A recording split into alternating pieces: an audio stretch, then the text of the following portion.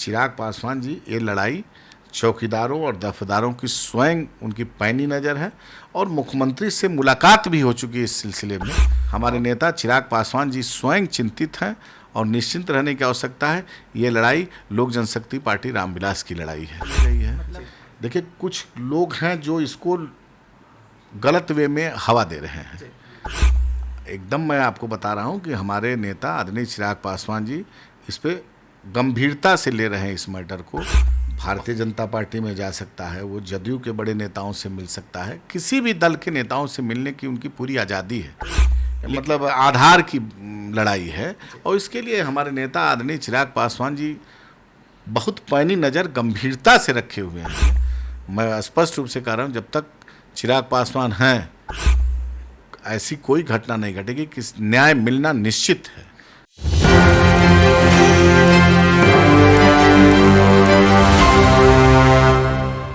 नमस्कार, मैं विकास सिंह और आप देख रहे हैं एक न्यूज 24। देखिए, बिहार में इस वक्त जिस तरीके से राजनीति गर्म है, राजनीति गर्म होना भी जायज था, क्योंकि एक तरफ चौकीदार जो है उनकी मांग जो है अब तक पूरी नहीं हुई है, लगातार संघर्ष जारी है। लेकिन इसी बीच में कोर्ट का भी फैसला आता है ST/SC आरक्षण को लेकर, कोटा में कोटे को लेकर। इसको लेकर चिराग पासवान की अगर हम बात करें तो वो अपने ही सरकार के खिलाफ बिगुल फूके हुए हैं। दोनों सरकार से वो अलग अलग बयान भी निकलकर सामने आ रहे हैं। एक तरफ जीतन राम मांझी स्वागत कर रहे हैं तो चिराग पासवान की पूरी पार्टी जो है इसका विरोध कर रही है। ऐसे में बिहार की राजनीति जो है इस वक्त ये दो मुद्दे पर आकर रुकी हुई है। चिराग पासवान का क्या कुछ फैसला होगा उन्होंने ऐलान कर चुके हैं, लेकिन इस वक्त हम तमाम मुद्दों पर बात करेंगे और बात करने के लिए हमारे साथ राजू तिवारी जी हैं। सर, स्वागत है आपका। बहुत बहुत धन्यवाद।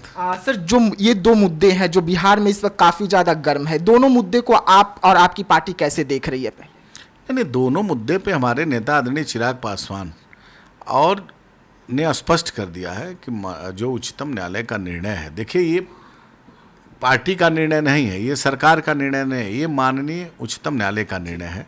तो हमारे नेता स्पष्ट कर चुके हैं कि इसमें हम लोग असहमत हैं और हमारी पार्टी पुनः एक मतलब अपना पक्ष रखेगी और माननीय उच्चतम न्यायालय से आग्रह करेगी और अपनी बातों को रखते हुए कि इस पे एक बार वो सोचें और पुनर्याचिका हम लोग दायर करने वाले हैं।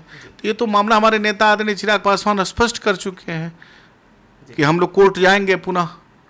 लेकिन चौकीदारों का जो मामला है सर, अरुण भारती आते हैं, जूस तो पिला देते हैं, अनशन समाप्त भी हो जाता है, लेकिन मांग अब तक पूरी नहीं हुई है। हालांकि एक दो कामयाबी मिली है, लेकिन पूरी मांग कब तक सामने आएगी और चौकीदार में कब तक खुशी की लहर दौड़ेगी? नहीं, चौकीदार और दफदार वाला जो मैटर है उसमें हमारे नेता चिराग पासवान जी, इससे पहले हमारे नेता श्रद्धेय रामविलास पासवान जी भी बोल चुके हैं कि ये परंपरागत चलता आ रहा है और इसके लिए जूस नहीं पिलाया गया। आश्वस्त रहने की आवश्यकता है कि चिराग पासवान जी ये लड़ाई चौकीदारों और दफदारों की स्वयं उनकी पैनी नज़र है और मुख्यमंत्री से मुलाकात भी हो चुकी है इस सिलसिले में और कहीं न कहीं अच्छे सौहार्दपूर्ण वातावरण में मुख्यमंत्री से बात हुई है।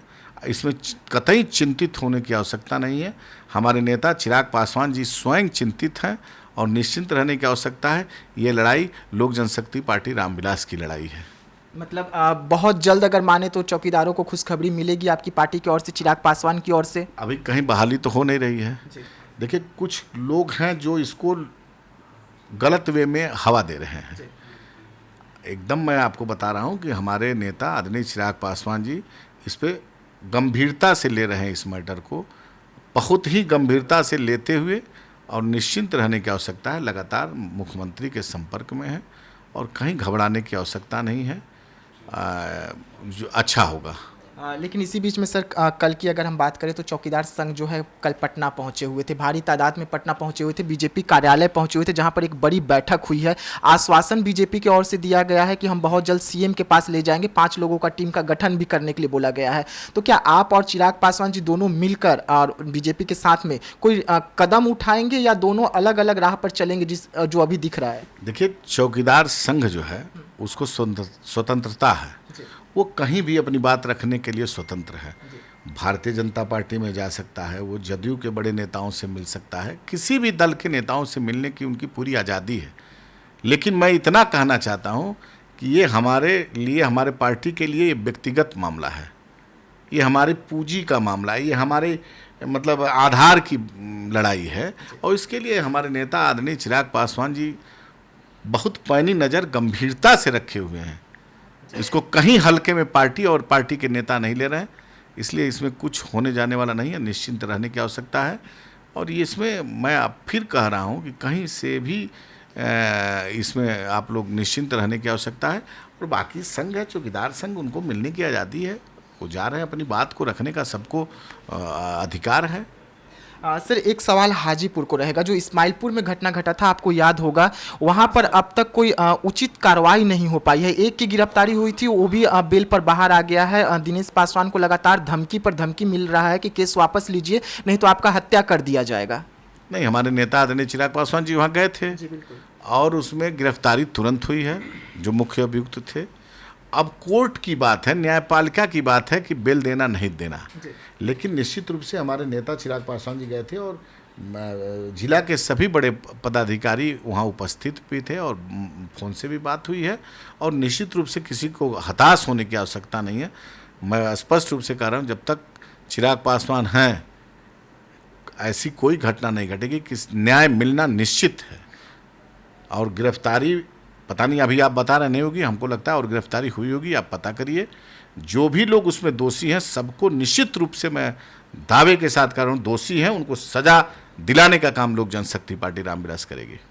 सर बिहार में जो बढ़ते अपराध हैं, जो क्राइम इस वक्त बढ़ रहा है बिहार में, उसको लेकर तमाम सरकार चिंतित तो है, लेकिन उचित कदम कुछ नहीं उठ रहा है। दिन पर दिन अपराध बढ़ते जा रहे हैं। इसको लेकर कोई आगे की रणनीति अपनाया जाएगा बिहार सरकार की ओर से? कैसे आप लोग कह रहे हैं उचित न्याय नहीं मिल रहा है? आप कोई भी घटना, आप सोना लूटकांड सहरसा पूर्णिया का ले लीजिए, आप मुकेश सहनी जी एक बड़े नेता हैं बिहार के, उनके पिता की हत्या की कितने घंटे में पुलिस ने उद्भेदन किया और गिरफ्तारी की। तो पुलिस अपना काम कर रही है। निश्चित रूप से अपराध बढ़ना दुर्भाग्यपूर्ण है, लेकिन पुलिस तुरंत उसका उद्भेदन कर रही है और जो दोषी हैं उनको जेल भेजने का काम कर रही है। लेकिन तेजस्वी यादव फेसबुक के माध्यम से सर आप लोगों को गिनती करवा रहे हैं, काउंट करवा रहे हैं। फेसबुक के माध्यम से चाहे किसी माध्यम से, एक्स के माध्यम से कर रहे हैं, ये उनका करने का अधिकार है। अब हम नेता प्रतिपक्ष हैं, अभी विधानसभा चल रहा था और नेता प्रतिपक्ष की भूमिका होती है, सत्र जब चलता है तो मुख्य रूप से उपस्थित होकर के अपनी बातों को रखना एक सही प्लेटफॉर्म है। उस समय तो वो थे नहीं तेजस्वी जी। कितने गंभीर है बिहार के प्रति, इसी से चिन्हित होता है कि वो कितने गंभीर है बिहार से। देखिए, पोस्ट करना फेसबुक पे, जो आपको नेता प्रतिपक्ष की भूमिका में प्लेटफॉर्म दिया गया, वहाँ आपको उपस्थित रह करके अपनी बातों को रखना चाहिए। मजबूत विपक्ष का, चाहे विपक्ष का एक अधिकार होता है सरकार को आईना दिखाना, तो वहाँ तो वो रहते नहीं हैं। और अब वो अपराध की बात करते हैं, जो जिस परिवार का एक 2005 से पहले एक मतलब वो सत्ता में थे, उनका क्या क्रियाकलाप था उसके बारे में वो लोग आज बात करते हैं। तो निश्चित हर्षद पर एक चीज़ बता दे रहा हूँ आपको कि सरकार गंभीर है और निश्चित रूप से अपराध करने वाले बख्शे नहीं जाएंगे। देखिए, राजू तिवारी जी को आप सुन रहे थे। तमाम मुद्दों पर राजू तिवारी जी अपनी पार्टी का बात रख रहे थे, लेकिन जिस तरीके से चौकीदार का जो मामला है इस वक्त काफ़ी ज़्यादा तूल पकड़ा हुआ है, उस मामले में कब तक कुछ निर्णय निकलकर सामने आता है ये भी देखने वाली बात होगी। तो ऐसे तमाम खबरों के लिए आप बने रहिएगा एक न्यूज़ 24 के साथ। दीजिएगा इजाज़त, धन्यवाद।